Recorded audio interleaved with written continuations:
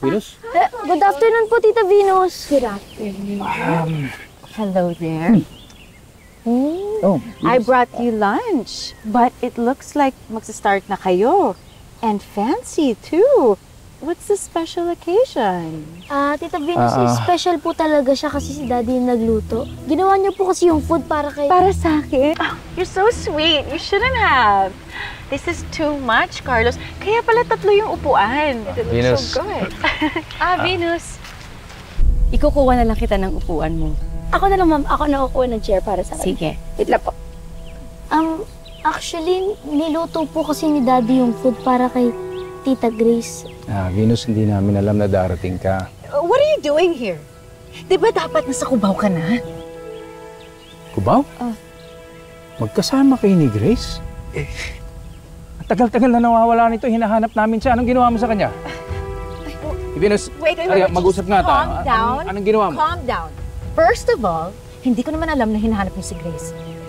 Ihinatid ko lang siya sa terminal kasi ang sabi niya, aalis na siya. Kaya tinulungan ko siya. Carlos, totoo yung sinasabi ni Venus. Tinulungan talaga niya ako. At ang bait talaga ni Venus sa akin. Grabe ka naman, Carlos. Ba't mo ako pinag-iisipan ng masama? Venus, hinahanap namin si Grace, nawawala siya. Hindi namin alam kung nasan siya. Kaya sa mga oras na nawawala siya, naniniwala kami na may sumusunod sa kanyang lalaki and naniniwala kami that she was kidnapped. You must be terrified, Grace. Hindi naman ako natakot. Wala din kasi ako maalala eh. She was drugged, kaya wala siyang maalala. Well, if there's a criminal lurking around, baka better if you just leave. Feeling ko mas magiging safe ka sa Manila kaysa dito. Hindi, Venus, kasi kami na ni Carlos. Ha? Kumuha lang ako ng upuan? Kayo na? As in, magjowa? Oo, mag-boyfriend na kami ni Carlos. Carlos? Is this a prank? Kayo na ni Grace?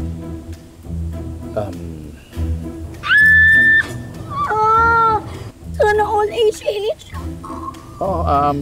Meron na kaming relasyon.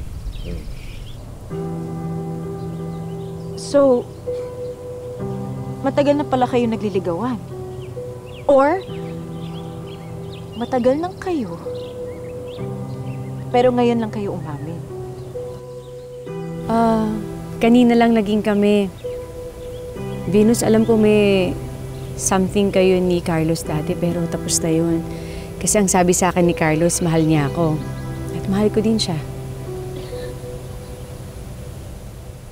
Halika! Kumain ka na muna. No, I have somewhere to be. You know what, Grace? Ang swerte mo talaga. Dahil yung ganyan mukha na yan, yan talaga ang weakness si Carlos. Venus?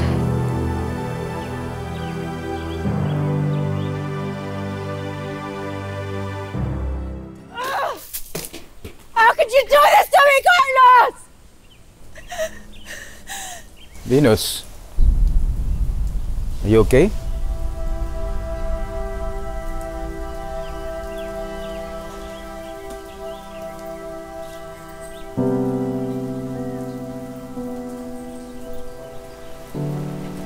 If you're asking me kung okay lang ba sa akin na kayo ni Grace,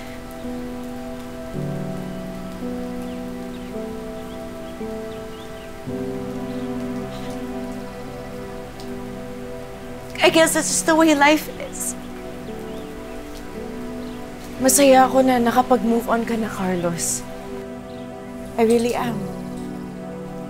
Pero ang nakakagulat lang, of all people na ipapalit mo sa kamukha pa talaga ni Catherine, Carlos? Mga Venus, mahal ko si Grace, hindi dahil kamukha niya si Catherine. Ganon din si Doy. Mahal din niya si... Huwag ka na mag-explain. Siguro ito na nga yung kailangan kong marinig.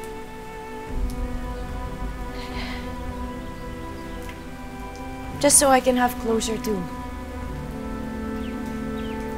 Don't worry about me, Carlos. I'll be fine. Hindi lang naman ikaw ang lalaki sa mundo.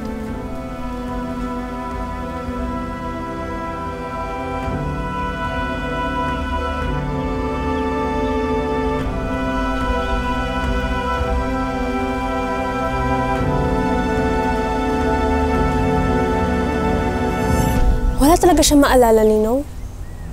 Yes. Hindi nga niya alam kung paano siya nakarating kay Carlos. Pag nagising na si Vega, tell him to go home. Huwag mo na siya magpapakita rito. Eh, saan po kayo pupunta? Babalik ako kay Carlos. Tabantayan ko si Grace. We can't be complacent. Yun na. Have to go.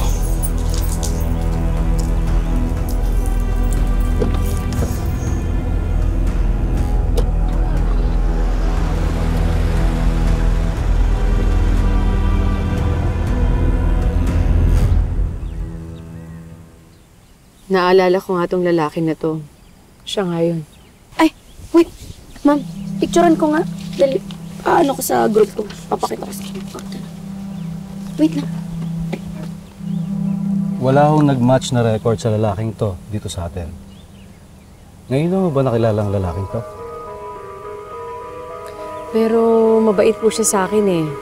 Binilan pa nga niya ako ng pagkain. Ikaw yung mabait sa kalye. Sa restaurant na tayo kumain. Alam mo na, alien ako. Tsaka bakit mo ako patutulugin? Naalala ko, parang gusto niya ako i-sedate. Malamang sedated ka. Dahil nung nakita ko dito, parang ganun nga nangyari sa'yo. Naaalala niyo po ba kung saan kayo dinala, Ma'am Grace?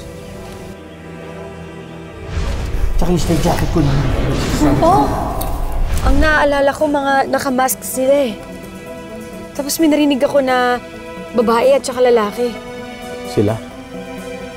Sa tingin mo, ilan sila? Siguro mga 3.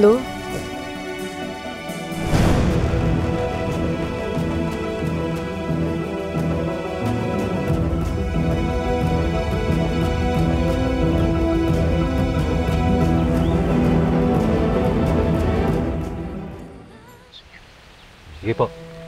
Muna na po ako.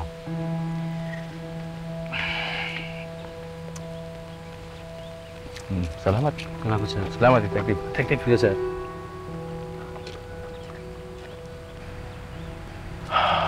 Alam mo, Chef, kinakabahan si Grace dahil baka balikan daw siya. Ayun nga eh. Delikado din kasi dahil hindi natin alam kung sino kasabot ng mga dumukot sa kanya eh. Tsaka baka pag-gala-gala lang yun dito. Yeah. May naalala nga pala ako, sabi ni Grace. Merong isang lalaki, ang pangalan niya Arnold. Yung Arnold na yun ang nakakaalam na alien si Grace. Wala namang sinasabi si Doy kahit na kanino eh. Ikaw ba, meron ka napagsabihan by any chance? No. Wala. Tsaka hindi ko siya pagkakalat. Hindi ko alam kung ano pero hindi kaya baka may matagal nang inoobserbahan si Grace simula nang dumating siya dito. Baka may mga naunang nakakita sa kanya. Even before she met you guys. Alam mo pare, it's gonna take time before Grace remembers anything. Let's just give her a little time. Mga bago mangyari yun. Speaking about that, I have a suggestion. Ano yan? Therapy. Para maging malinaw ulit ang memories ni Grace. Therapy? Yeah. Kasi bukod sa drugs na in-inject sa kanya, malamang nagkaroon siya ng trauma. Kaya nasusuppress yung brain niya, ma-identify kung sino yung mga kumidnap sa kanya. I can help her regain her memories back para matukoy kung sino talaga sila. If that's okay with her and with you. No. That's okay with me. Kahit na ano, basta't gumaling at maalala ka agad ni Grace. Makakatulong sa kanya. I'm sure that's gonna be okay with Sige. her. Sige, I'll check my schedule. Sana pwede siya tonight. Sige.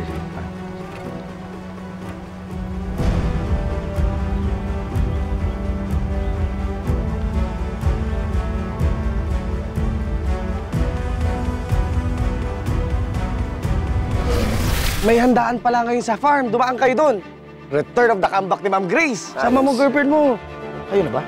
Opo, may relasyon po kami. Masayang-masaya sila para sa inyo. Isa lang naman yung alam mong ampalaya na ayaw talaga sa'yo. Ikaw naman kasi, Venus, nauna ka na, nalusutan ka pa. Eh, tita, anong laban ko sa babaeng yun?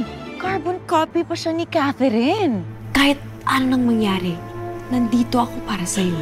Kaya ayokong nasaktan si Grace. Kahit naman ako, gusto ko rin mahuli yung mga dumi sa kanya. Sana nga yung kumidap kay Ma'am Grace. Pag naalala niya na tayo ang kumuha sa kanya, hindi delikado sa atin. Ang gusto ko lang naman, kuryente ng utak niya.